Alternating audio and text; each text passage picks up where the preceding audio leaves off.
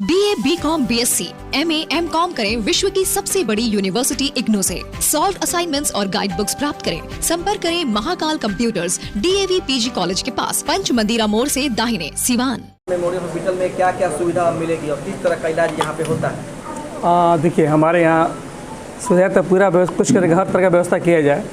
जैसे कि सलाह रहे हैं, पटना सलाह मिला रहे हैं अपोलो से कार्डियो के लिए। बाकी गायनी सब व्यवस्था है, गायनी का है, सर्जरी का व्यवस्था हमारे यहाँ हॉस्पिटल में है। और कम से कम रियायत में हम लोग काम करने जा रहे हैं। काम अच्छा हो और रियायत से रियायत काम करें हम लोग। के लिए क्या व्यवस्था है जिनके पास पैसे नहीं होंगे? जिनके पास पैसा नहीं है, जो पॉसिबल हो उनके लिए पैसा जो भी इतना होता हम लोग काम उतना करेंगे। ऐसा नहीं कोई कि पैसा इतना दिए तो काम किया जाएगा, इस तरह कोई हम लोग का दबाव नहीं रहेगा। ना है और ना हम लोग कभी किए हैं सर। अमूमन ये देखा जा रहा है सर कि और कैथनी में दोनों में अंतर हो जाता है, क्योंकि डॉक्टर को सही तरीके से पता नहीं चल पाता है। डॉक्टर या तो चैम्बर में। पहली बात ये कि ये हमारा हॉस्पिटल नया है, हम नए नहीं हैं, हम काम सालों से करते आ रहे हैं। आपको पता होगा या पता कीजिएगा कि हम लोग का काम जो भी यहाँ से हम लोग कम में कम काम किए हैं और रियायत किए हैं हम लोग काम। ऐसा नहीं कि हम लोग आज नया खड़ा कर लिए तो पैसा लुटना शुरू करते हैं। हम लोग शुरू से काम करते आ रहे हैं और रियायत ही काम हम लोग किए हैं। जो जानते होंगे हमें, यहाँ आए होंगे या मेरे से काम करवाए होंगे, तो पता चलेगा हम लोग काम में कितना रियायत करते हैं, कितना किफ़ायत रखते हैं, पूरे ख्याल रखते हैं हम लोग पेशेंट का। नहीं, आपने सिवान आप हैं तो सिवान को सुनते होंगे। ये अच्छा करना है, मैं आप एक जानता हूँ कि मुझे अच्छा करना है। इसका रिजल्ट जो होगा खुद मिलेगा आपको। कॉन्फ्रेंस करने का खास उद्देश्य क्या था? खास उद्देश्य ये था मेरा कि सर का आज पहला सिवान में आगमन हो रहा है हमारे हॉस्पिटल में कार्डियो से। तो हम चाहते हैं कि पेशेंट जो जाते हैं गोरखपुर पटना भागते रहते हैं, उनको ये सुविधा यहाँ दे सके। जैसे हर मंथली दवा चेक कराते हैं लोग बाहर जाकर, तो वो चीज़ यहाँ हम दे सके थे कि पेशेंट जो भी यहाँ पे आए यहाँ पर फर्स्ट एड करना करा लें। अगर वो पेशेंट ज़्यादा होता है तो फिर पटना हम लोग सर के पास रेफर करेंगे। अभी आज सर जब पहुँचे तो कितने मरीजों को देखा सर? अभी सर कुछ लोग देखे हैं, कुछ लोग बाकी है पेशेंट को देखने के लिए। महीना के किस तारीख को सर सिवान में रहेंगे? हर महीना को सर तीसरे गुरुवार को सर मिलेंगे यहाँ पे। हर मंथली के तीसरे गुरुवार को मिलेंगे और काम बढ़ेगा तो सर टाइम और इसमें बढ़ाएंगे, जैसे होगा सब लोग काम करेंगे। मेरा नाम डॉक्टर मुराद हुआ, GM हॉस्पिटल का संचालक हूँ। सलाम और नमस्कार आप लोगों का सर से। डॉक्टर अंजुम शकील। एक्चुअली मेरा अभी मेडिकल चल रहा है, 3rd सेमेस्टर है और मैं BMS कर रही हूँ वहाँ से, बनारस से।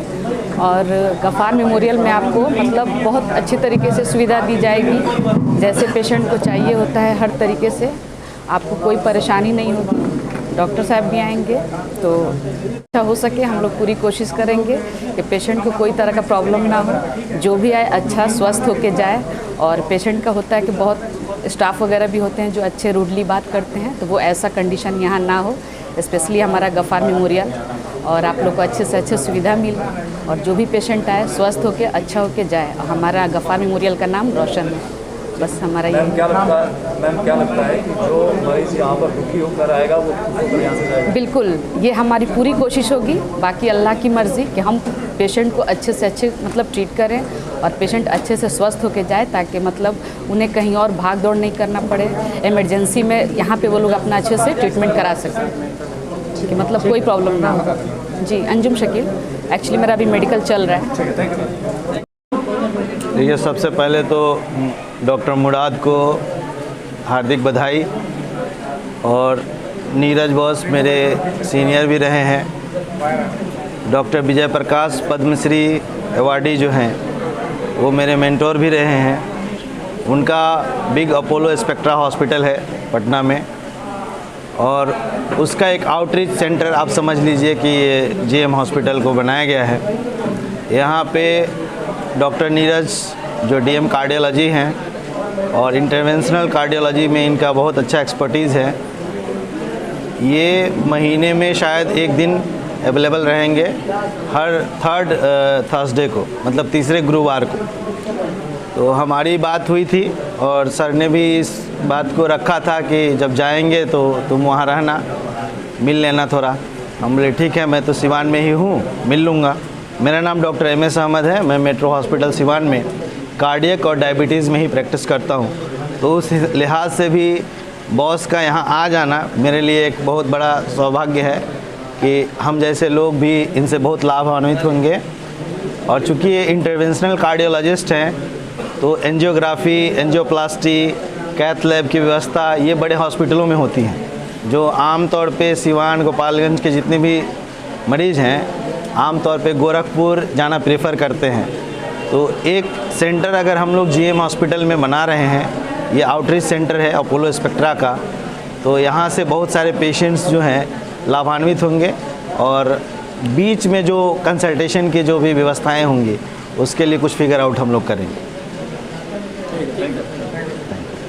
अभी तो हम लोग आउटरीच ओपीडी चालू कर रहे हैं, तो पहले स्क्रीन करेंगे, हम पेशेंट को समझाएंगे भी उनको किस तरह से हार्ट डिजीज से बचा जाए, उसका जानकारी देंगे और स्क्रीन करेंगे कि किसी को हार्ट डिजीज है कि नहीं है।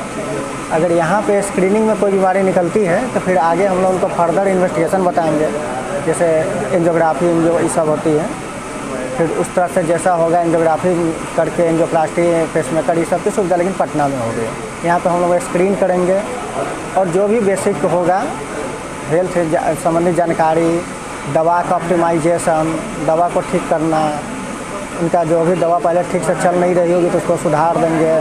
कोशिश करेंगे कि उनको इस जगह पे मैक्सिमम आउटडोर से जितना ज़्यादा उनको फ़ायदा पहुंच सके उतना पहुंचाने की कोशिश करेंगे। सर लोग सिवान से ऐसे बीमारी होती तो जाते हैं गोरखपुर, पटना, तो फिर यहाँ पे लोग क्यों दिखाएं? कैसे विश्वास करें कि सही इलाज यहाँ पे होगा? ये तो विश्वास तो बहुत मुश्किल क्वेश्चन है। पेशेंट ये तो देख के ही पेशेंट समझेंगे कि हम उनका सही इलाज कर पा रहे हैं कि नहीं कर पा रहे हैं। उनको जाता है कि क्लिनिक पे अगर कोई मरीज जाते हैं तो कोर मारपीट होता है, तो लोगों को विश्वास जो है ना खत्म होता जा रहा है सिवान में। लोगों को भरोसा नहीं मिला है कि सही इलाज यहाँ पे होगा और अच्छे पैसे। हम तो अपने तरफ से पूरी कोशिश करेंगे कि जो भी मेडिकल साइंस लिखता है, जो भी किताब लिखता है, सही लिखता है, उस तरह से हम लोग सही उसको बताएं और सही इलाज के बारे में बता ही सकते हैं। बाकी अगर पेशेंट को फ़ायदा होगा, उनका अगर उनको अच्छा लगेगा, वो ठीक होंगे तो उनका विश्वास बढ़ते जाएगा। अगर वो ठीक नहीं होंगे तो हम कितना भी बोल दें कि हम क्या देने वाले हैं, उससे कुछ नहीं फर्क पड़ने वाला है। जब वो ठीक होंगे, उनको आराम होगा, कष्ट में आराम मिलेगी तो उनको भरोसा होगी। सर चेस्ट के जो पेन होते हैं उसमें लोगों को बचने का समय बहुत कम मिलता है, तो वैसे में मरीज को क्या करना चाहिए?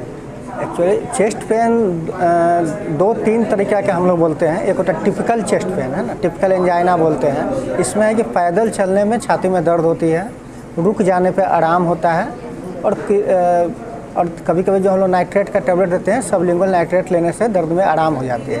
तो ये जो दर्द है, ये टिपिकल चेस्ट पेन का दर्द है। इसमें तुरंत किसी कार्डियोलॉजिस्ट या फिजिशियन से दिखाने की ज़रूरत है। सर पटना अपोलो के बाद अब सिवान में आपके द्वारा मरीजों को भी सेवा दी जा रही है, ऐसे में आप क्या मैसेज देना चाहेंगे जिलेवासी? मतलब हम लोग अब है कि महीने में एक दिन यहाँ उपलब्ध रहेंगे, जिनको भी हार्ट से संबंधित कोई समस्या हो। किस दिन सर उपलब्ध रहेंगे? अभी तो लगता है कि हर महीने के तीसरे बृहस्पतिवार को, ठीक है। तो हम लोग कोशिश करेंगे कि अधिक से अधिक जो भी पेशेंट हो हमसे लाभान्वित हो पाए, तो हम उसको कोशिश करेंगे। सर भारत में देखा जाता है कि सबसे ज़्यादा जो लोग हैं वो हार्ट के मरीज हैं। ऐसे में जो युवा पीढ़ी सर हार्ट का मरीज बनते जा रहा है, किस तरीके से वो अपना ख्याल रखे कि अपने हार्ट को हेल्दी बना सके? ये भारत की बात नहीं है, पूरे दुनिया में हार्ट डिजीज़ से सबसे ज़्यादा लोग मरते हैं। ये पूरे दुनिया का डाटा है कि हार्ट डिजीज से सबसे ज़्यादा लोग मरते हैं। लेकिन हमारे और दुनिया में अंतर है कि हम उन लोगों से 10-20 साल पहले हार्ट की बीमारी से ग्रसित हो जाते हैं। वो हमारे वेस्टर्न कंट्री हमसे 20 साल ज़्यादा के बाद हार्ट की बीमारी होती है, लेकिन हमारे यहाँ हार्ट डिजीज कम उम्र में ज़्यादा होता है।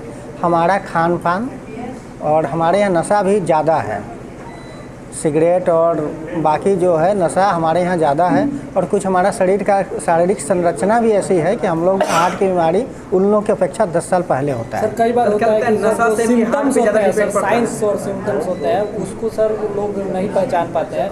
ऐसे में क्या कुछ बारीकियाँ देखनी चाहिए कि इस तरह का बदलाव हो रहा है शरीर में? या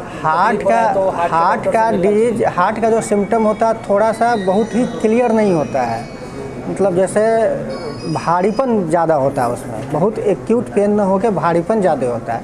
तो ज़्यादा कर लो उसको पेट के गैस से उसको समझ लेते हैं कि पेट में गैस बन रहा है। सर सबसे ज़्यादा हार्ट की बीमारियाँ किस चीज़ से होती है, कैसे होती है, और सर आप कहाँ पे कार्यरत हैं अभी और फिर सिवान आएंगे?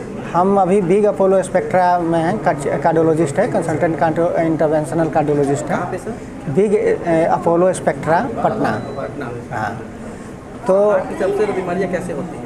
ज़्यादातर हार्ट की बीमारियाँ क्या कुछ 5-6 कारण होते हैं, मतलब रिस्क फैक्टर हम लोग बोलते हैं। उसमें एक ब्लड प्रेशर का नहीं कंट्रोल होना, डायबिटीज़ का सही से कंट्रोल ना होना, उसके बाद मर्दों में थोड़ी ज़्यादा होती है पहले, सिगरेट पीना, जो कोलेस्ट्रॉल का लेवल का सही नहीं होना और कम एक्सरसाइज या मोटापा एक कारण है। ये 5-6 प्रमुख कारण हैं और जैसे जैसे उम्र बढ़ता है हम लोग के हार्ट की बीमारी की संभावना हम लोग में बढ़ते जाती है।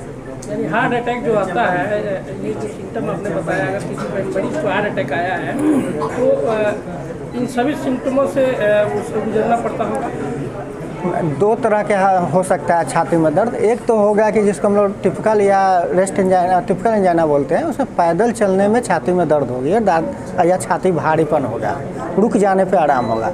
तो ये है कि आपको पहले से सिम्टम आ रहा है तो आप डॉक्टर से मिल सकते हैं, तो आपको पहले से दवा चालू हो जाएगी तो हार्ट अटैक नहीं आएगी, उससे पहले का सिम्टम है। दूसरा है कभी कभी एकाएक ही प्लाक जो होता है रप्चर कर जाता है और एक्यूट हार्ट अटैक हो जाती है, उसमें बहुत समय नहीं मिलता है।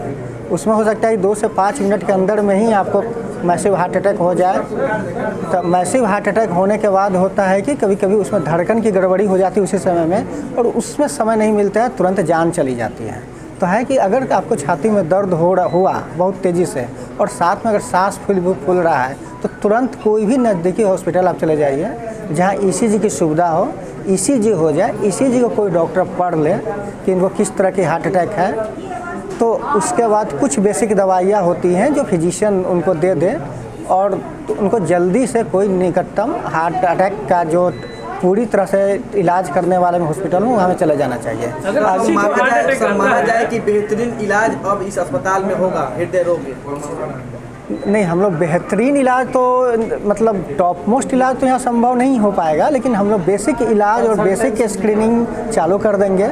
लोग अगर अवेयर होंगे तो उनको जल्दी से पता चलेगी तो ज़्यादा बीमारी से बच सकते हैं। हार्ट अटैक होने में दुनिया में हर जगह भी उतनी ही मुश्किल होती है, घंटा 2 घंटा में उसको हॉस्पिटल ही पहुंचना होता है। दमा, फेफड़ा कैंसर, टीबी जैसी बीमारियों से हैं परेशान तो Iman TB chest and heart care है एक बेहतर समाधान। संपर्क करें डॉक्टर आजाद आलम से, centre point, Chakia road, Siwan.